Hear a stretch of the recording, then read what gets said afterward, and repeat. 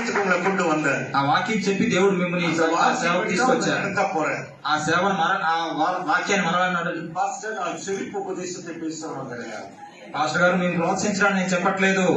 ஆண்டவர் வெளிப்படையா சொல்றாரு. దేవుడు ప్రత్యక్షంగా చెప్తున్నారు. పట్టణத்துல ఈ నగరంలో இந்த சபையை நான் பெரிதாக்க போகிறேன்.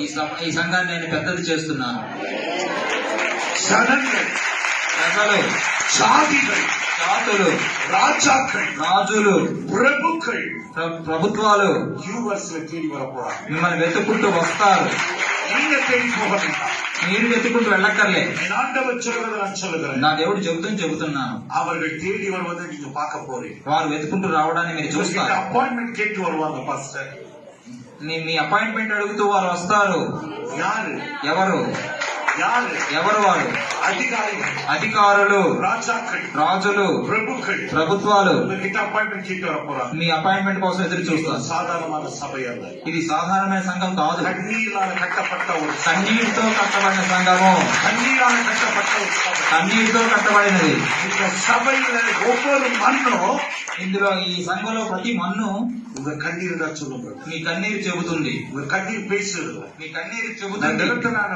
ప్రసంగం பண்ணிட்டு இருக்கும் போதே அந்த சத்தத்தை நான் கேட்கிறேன். నేను ప్రసంగం ఆరంభించినప్పుడే నాకు ఆ స్వరం వినిపిస్తున్నది. కన్నీళ్ళ కట్టపట్టది, కన్నీటితో నిర్మించబడింది. దాని ప్రతిఫలాన్ని మీరు తొందరలో చూస్తారు. నేను స్పష్టంగా చెప్పి ముగిస్తాను. సభలో இருக்கிற వనాంతరం ముగియదు పాస్టర్. మీ సంఘంలో ఉన్న చీకటి ముగిసింది. ఇంకా మీ విశ్వాసం జీవితాలు అరణ్యం వంటి జీవితం ఉండదు. కూడా ఇన్నైతో మహిమயான ஊழியத்தை செய்ய போறாங்க. వారందరూ మీతో కూడా ఉండి గొప్ప సేవలు చేస్తారు. అతని పేరు ஊழியர்களாய் கர்த்தர் மாற்றப் போறார். వీరందరినీ కూడా సేవకులుగా మార్చబోతున్నారు. ఈ సంఘం అనేది ఇది ఒక శిష్యులను శిష్యత్వం కూర్చున్న ఒక సంఘం. అనేక కిళై సభలు అనేక చిన్న చిన్న సంఘాలను మీరు లేకపోతున్నారు. ఎందుకంటే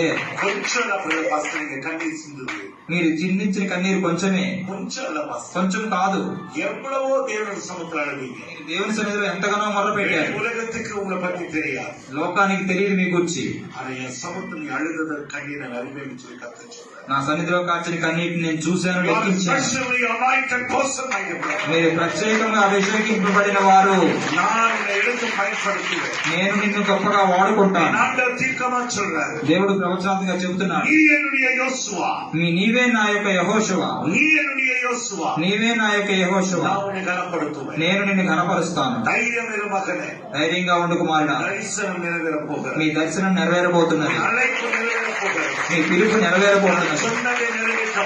నేను చెప్పింది నెరవేరుస్తాను. ఇక్కడ ఉన్న మిమ్మల్ని దర్శనంతో మీరు నడుస్తున్నారు, వర్ధిల్లుతున్నారు. మీరు దాని ప్రతిఫలాన్ని చూస్తారు.